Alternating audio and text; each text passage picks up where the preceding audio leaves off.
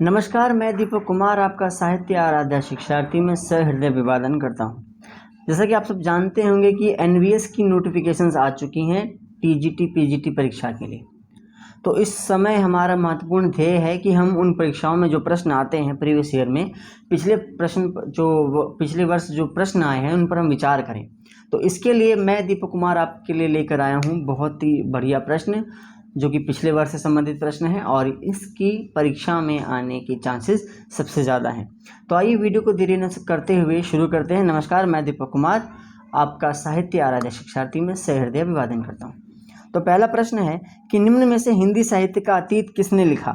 तो जो हिंदी साहित्य का जो अतीत लिखा था वो लिखा था आचार्य विश्वनाथ प्रसाद मिश्र ने। इसका सही उत्तर है बी, आचार्य विश्वनाथ प्रसाद मिश्र। अगला प्रश्न है कि आदिकाल को प्रारंभिक काल नाम किसने दिया। तो आदिकाल को जो प्रारंभिक काल नाम दिया वो दिया मिश्र बंधुओं ने। इसका सही जवाब है बी।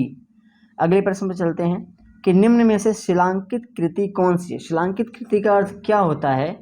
उसका अर्थ है वह कृति जो शिलाओं पर अंकित है। तो शिलाओं पर जो अंकित है वो है हमारी राउलवेल। ठीक है ना। चलिए अगला प्रश्न देखते हैं। अगला प्रश्न है कि शालिभद्र सूरी की रचना का क्या नाम है। तो शालिभद्र सूरी ने उनकी एक रचना थी भारतेश्वर बाहुबली रास, जिसमें उन्होंने भारतेश्वर बाहुबली का वर्णन किया है। तो आइए अगले प्रश्न में चलते हैं। अगला प्रश्न है कि अमीर खुसरो को किस नाम से जाना जाता है। अमीर खुसरो को कहते हैं तूतीय हिंद। क्या कहते हैं? तूतीय हिंद। प्रश्न 6 पर आते हैं कि आदिकाल को बीज वपन काल का नाम किसने दिया। आदिकाल को बीज वपन काल का नाम आचार्य महावीर प्रसाद द्विवेदी ने दिया था। अगला प्रश्न देखते हैं 7वां कि देसिल बना सब जन मिठा, ये प्रसिद्ध उक्ति किसने कही। तो ये प्रसिद्ध उक्ति कही है हमारे विद्यापति ने, जिन्हें मैथिली कोकिल भी कहा जाता है। अगला प्रश्न देखते हैं उपदेश रसायन रास या फिर उपदेश रसायन के रचयिता कौन है। उपदेश रसायन के रचयिता हैं जिनदत्त सूरी अर्थात ए। अगला प्रश्न है कि निम्न में से किस कवि को अपभ्रंश का वाल्मीकि कहा जाता है। अपभ्रंश का वाल्मीकि किसे कहते हैं? वह है सी यानी कि स्वयंभू। अगला प्रश्न देखते हैं किस कवि को अभिनव जयदेव के नाम से जाना जाता है। अभिनव जयदेव कहा कहते हैं विद्यापति को। किसे कहते हैं? विद्यापति को। अगला प्रश्न है 11वां कि निम्न में से कौन सी रचना व्याकरण ग्रंथ है। इन कीर्तिलता, चर्यापद, वर्ण रत्नाकर में से कोई नहीं। इसका सही उत्तर है उक्ति व्यक्ति प्रकरण। ये एक व्याकरण ग्रंथ है। अगला प्रश्न है कि प्रबंध चिंतामणि के रचयिता का नाम है।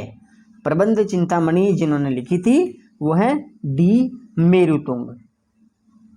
अगला प्रश्न देखते हैं कि वल्लभाचार्य द्वारा रचित ग्रंथ का नाम है अनुभाष्य। वल्लभाचार्य ने एक ग्रंथ की रचना की थी, हालांकि उनकी बहुत सारी और भी पुस्तकें हमें मिलती हैं, परंतु इसमें जो सही उत्तर है वो है अनुभाष्य।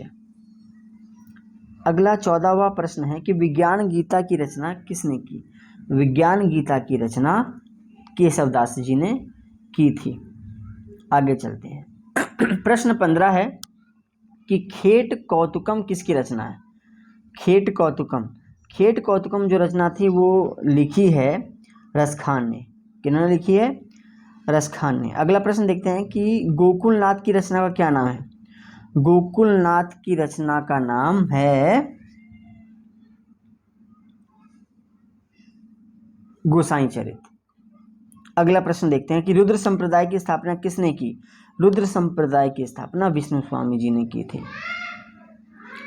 प्रश्न 18 देखते हैं कि प्रभु जी तुम चंदन हम पानी, इस पंक्ति के रचनाकार कौन है। तो इस पंक्ति की रचना संत रैदास ने की थी।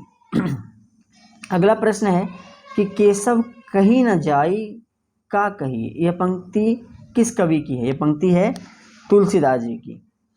अगला प्रश्न देखते हैं कि अंगद पैच की रचना किसने की है। अंगद पैच की रचना ईश्वर दास जी ने की है। प्रश्न नंबर 21 देखते हैं कि रामानुजाचार्य ने किस दर्शन का प्रतिपादन किया। तो रामानुजाचार्य ने विशिष्टाद्वैतवाद का प्रतिपादन किया। प्रश्न 22 है कि राधा वल्लभ संप्रदाय का प्रवर्तन किसने किया। तो तो राधा वल्लभ संप्रदाय का प्रवर्तन हरिवंश जी ने किया था। प्रश्न 23 देखते हैं, कबीर किस शासक के समकालीन थे? कबीर सिकंदर लोदी के समकालीन थे। प्रश्न 24 देखते हैं कि प्रेम को पंथ कराल महा तरवार की धार पे धावनो है। इस पंक्ति के रचयिता हैं बोधा। कौन है? बोधा, यानी कि उत्तर डी। क्वेश्चन नंबर 25 है कि शिवराज भूषण ग्रंथ में किसका विवेचन मिलता है? तो शिवराज भूषण ग्रंथ में अलंकार का विवेचन मिलता है। तो दोस्तों अभी हमने महत्वपूर्ण 25 प्रश्नों पर काम किया। अगली वीडियो में हम और अधिक और दूसरे 25 प्रश्न लेकर आएंगे। तब तक के लिए नमस्कार।